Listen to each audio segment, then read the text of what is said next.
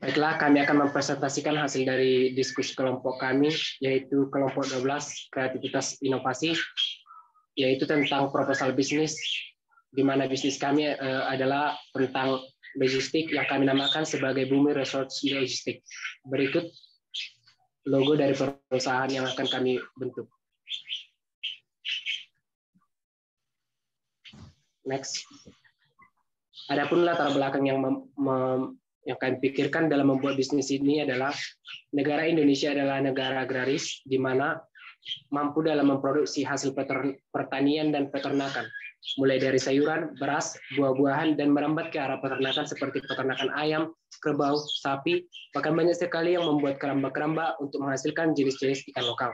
Namun masih banyak daerah-daerah yang tidak bisa mendapatkan hasil pertanian dan peternakan dikarenakan alasan geografis, contohnya buah jipang tidak tumbuh di Medan, atau alasan-alasan lain, serta kota-kota besar yang mendapatkan harga berkali-kali lipat. Dengan alasan ini, maka kami membuat usaha Bumi Resource Logistik, di mana pasar dan jasa logistik khusus untuk hasil produksi, pertanian, dan peternakan.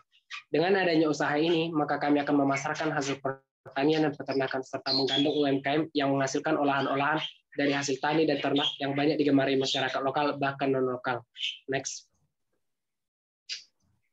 Adapun visi dan misi dari perusahaan kami yaitu Resource Logistik, yaitu visinya menyamaratakan harga hasil pertanian dan peternakan agar tidak terjadi penumpukan di suatu daerah dan mengurangi kelangkaan bahan baku.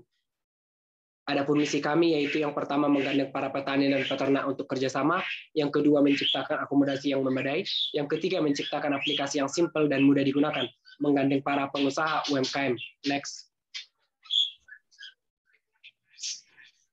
Produk atau jasa yang dihasilkan oleh bisnis kami adalah, karena usaha ini bergerak dalam bidang pasar dan logistik hasil tani, maka usaha ini memberikan jasa pelayanan pengiriman barang atau logistik khusus hasil pertanian dan peternakan yang akan dioperasikan juga secara digital, serta akan menjadi pusat usaha jual beli hasil tani dan ternak serta olahannya. Dengan adanya logistik ini, maka akan memberikan beberapa kegunaan seperti A. Memberikan kemudahan dalam mendapatkan hasil tani dan peternakan yang ditunjang dengan adanya aplikasi digital.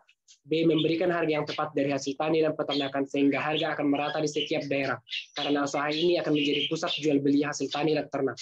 C. Melakukan kerjasama dengan para pelaku UMKM, karena usaha ini juga akan menghasilkan produk-produk gandengan bersama UMKM dalam bentuk hasil olahan dari pertanian serta peternakan seperti bakso, kue kering, dan lain-lain. Next. Untuk harga produk atau jasa, dikarenakan usaha ini adalah usaha pengiriman barang atau jasa, maka kami akan memperhitungkan atau mengkonversi sesuai dekat jauhnya jarak dari kantor yang beroperasi. Yang kedua, berat dari paket yang dikirimkan. Sedangkan untuk hasil pertanian dan peternakan serta olahan dari hasil tani dan ternak tersebut akan diperhitungkan sesuai keadaan saat itu. Karena hasil tani dan ternak sangat dipengaruhi oleh faktor-faktor lain seperti cuaca, dan banyaknya petani atau peternak yang menghasilkan produk tersebut, maka harga akan berubah otomatis dalam aplikasi. Untuk selanjutnya, kami berikan kepada saudara Rizky untuk mempresentasikan. Baik, saya akan menjelaskan bagian pemasaran, yaitu target dari usaha ini tidak terbatas, karena usaha ini memberikan kemudahan bagi petani, peternak, rumah tangga, pelaku usaha, dan lain-lain. Karena usaha ini bergerak secara digital untuk mempermudah dalam pemesanan, maka konsumen yang ingin membeli ataupun menjual akan mendownload aplikasi dan melakukan kegiatan di sana. Karena pada aplikasi ini akan diberikan layanan-layanan seperti membeli dan menjual, serta dalam pembelian atau penjualan bobot barang minimal 5 kilo dari setiap atau untuk konsumen khusus jarak jauh, sedangkan untuk yang masih dalam jarak dekat, maka minimal pembelian atau penjualan adalah 1 kilo. Jarak jauh atau dekat akan diukur sesuai kantor beroperasi, karena mungkin kantor akan dibuka di dalam beberapa wilayah. Sedangkan untuk para penjual hasil tani atau ternak kepada usaha ini, maka harga akan diatur berdasarkan kesepakatan pengusaha dan penjual, dikarenakan banyak faktor yang mempengaruhi.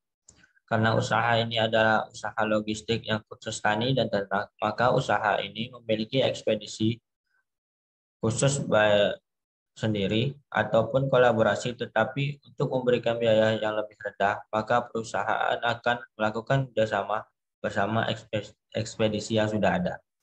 serta dalam melakukan pemasarannya akan melakukan promosi serta sosialisasi mengenai penggunaan aplikasi.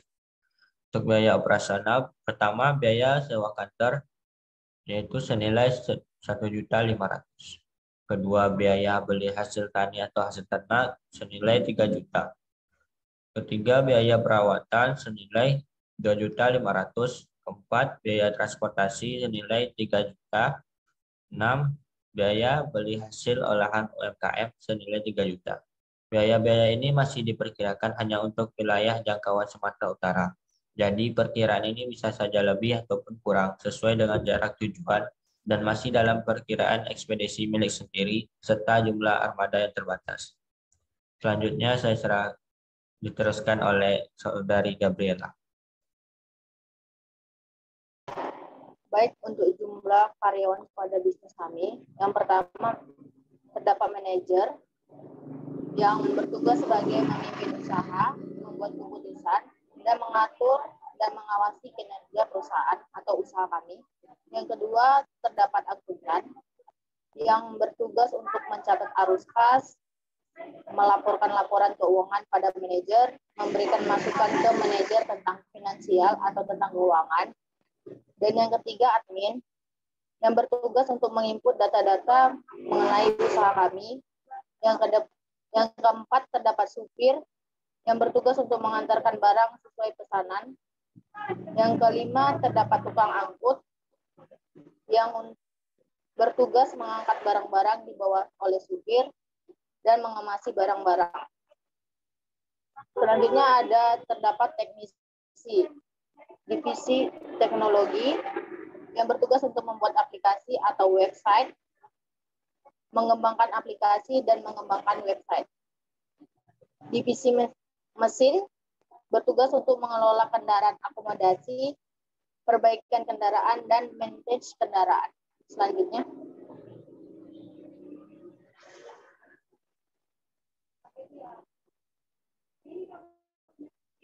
peraturan perusahaan.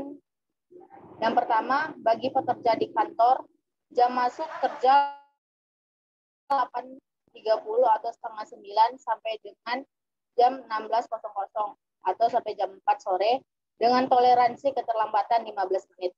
Untuk pekerja lapangan seperti supir dan tukang angkut, maksimal keterlambatan pengiriman adalah 3 jam dari keberangkatan. Lebih dari itu, tanpa alasan maka akan dikenakan sanksi. Apabila telah melakukan 3 kali keterlambatan, maka karyawan akan dikenakan SP1. Yang kedua, supir dan tukang angkut harus mengisi laporan keberangkatan dan kedatangan secara online agar tidak terjadi kecurangan. Yang ketiga, hari kerja dari Senin sampai Jumat. Selanjutnya,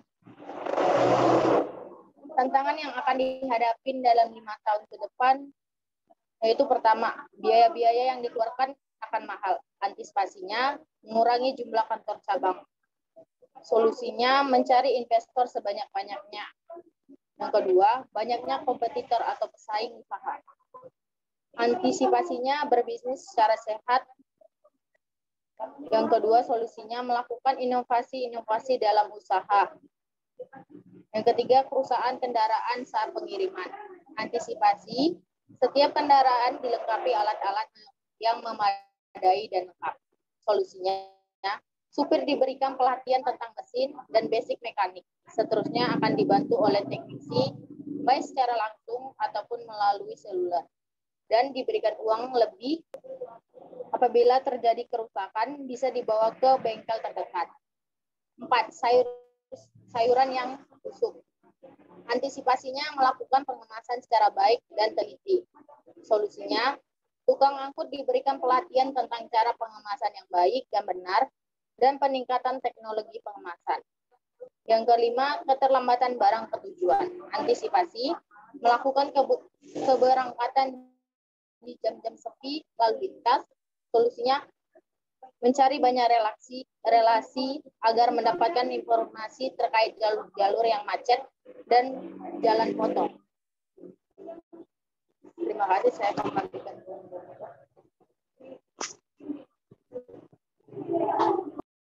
Demikianlah hasil diskusi dari kelompok kami. Semoga proposal bisnis ini bisa diinovasikan sesuai dengan ide-ide kreativitas yang telah kami buat. Terima kasih.